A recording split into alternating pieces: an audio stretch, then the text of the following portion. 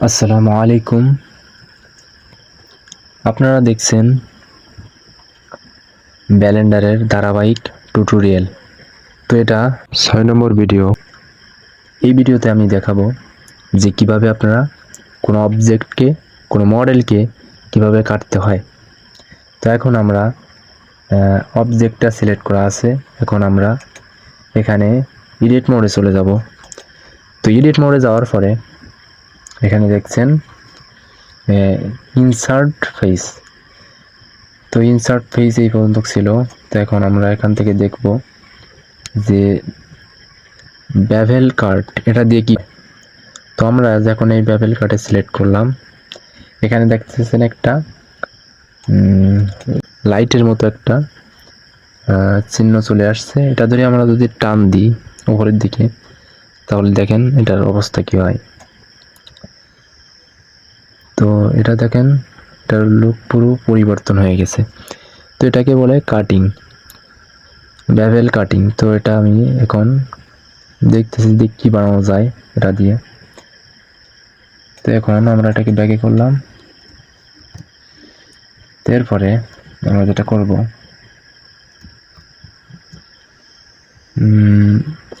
এখান থেকে insert face এখানে গেলাম। এখানে যাওয়ার পরে এটা ধরে টান দিলাম। তো দেখেন এটার একটা শেপ, সুন্দর একটা ডিজাইন হয়ে গেছে। তো এই দুটাকে মূলত কাটিং বলে। তবে এর থেকেও গুরুত্বপূর্ণ কাটিং আছে নিচের দুইটা। তো এটা দিয়ে আমি কি করতে পারি, আপনারা কি কি করতে পারেন সেটা নিয়ে কথা বলবো। তো এখন আমরা এটাকে কেটে দিচ্ছি। তো আমরা ব্যাক করতেছি, Ctrl+Z, এরপরে ব্যাগে আসলাম। তো ব্যাগে আসার পরে এখানে দেখছেন যেহেতু আমাদের এখানে ফেস সিলেক্ট করা, তো আমরা এখান থেকে পাশে ক্লিক করলে আনসিলেক্ট হয়ে যাবে বক্সটি। তো এরপরে আমরা এখান থেকে লুপ কাট, এখানে লুপ কাটের এখানে চলে গেলাম। দেখেন এখানে লুপ কাটের এখানে আসার পরে এখান থেকে আমরা কাটতে পারি। তো এখানে আমরা মাঝ বরাবর কাটবো। তো এখন এখানে টিপ দিলে মাঝ বরাবর কেটে গেছে। এরপরে এখান থেকে আমরা এখান থেকেও কাটতে পারি। তো এখানে টিপ দিলে কাটিং হয়ে যাবে।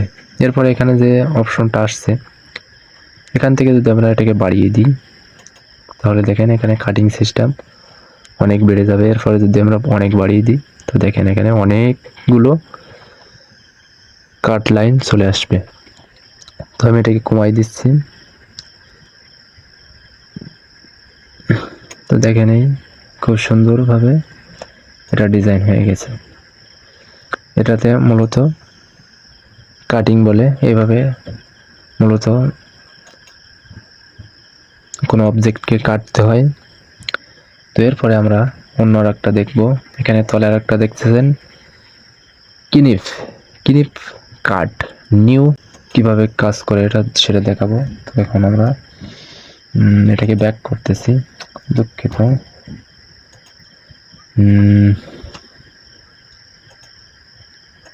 আমরা এটাকে ব্যাক করব। তো এটা আমরা ব্যাক করলাম। তো এরপরে আমরা এখান থেকে কিনিফ কাট, তো এখানে আমরা যাওয়ার পরে এখানে দেখতেছেন এখানে তোমরা কাটবো। তো একটা কর্নার কেটে ফেলি আমরা এখান থেকে একটা কোণা কাটবো। তো এখান থেকে আমরা কোণাটার জন্য এখানে টিপ দিলাম।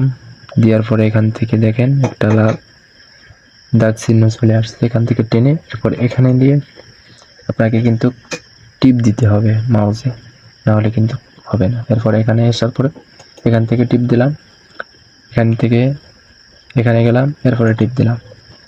তো এটা হয়ে গেল। তো এখান থেকে আমার দেখেন এখানে ঝামেলা আছে, এখানে আপনাকে এন্টার বাটন প্রেস করতে হবে, নাহলে কিন্তু আপনি বিপদে পড়বেন। এখান থেকে আপনি কোনোভাবেই সরে দাঁড়াতে পারবেন না। এখান থেকে আমি যদি এখান থেকে ক্লিক করি, দেখেন কোনোভাবেই এখান থেকে বাটনগুলোতে আমি যাইতে পারছি না। কেন যাইতে পারছি না? কারণ এটা এন্টার বাটনে ক্লিক করতে হবে, তারপর কাজ করবে। তো আমি এখনো ব্যাক করতেছি, ব্যাক করেছি। তো এখন আমরা এখানে গেলাম, ক্লিক করলাম। এরপরে আমরা এখান থেকে এন্টারে ক্লিক করব। তো এন্টারে ক্লিক করার পরে দেখেন এখান থেকে কিন্তু সরে গেছে। এরপরে আপনাকে এখান থেকে চলে যাইতে হবে অন্য কোনো জায়গায়, এখানে যাইতে পারেন, না হলে এখানে থাকলে আপনার অনেক সমস্যা হবে। তো এখন আমরা কি করব, তো কেটে ফেললাম। তো কাটার পরে এখান থেকে আমরা এগুলো ডিলিট করে দেব। তো এখন আমরা এখান থেকে ডিলিট করে দেব, এগুলো সিলেক্ট করলাম।